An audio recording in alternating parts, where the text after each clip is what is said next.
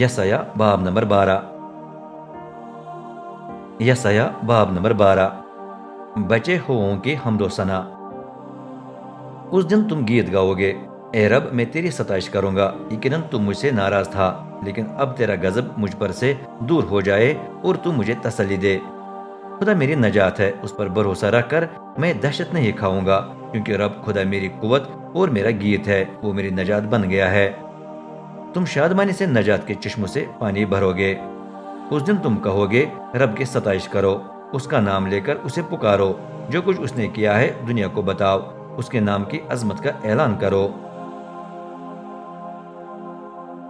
رب کی تمجید کا گیت گاؤ، کیونکہ اس نے زبردست کام کیا ہے اور اس کا علم پوری دنیا تک پہنچے۔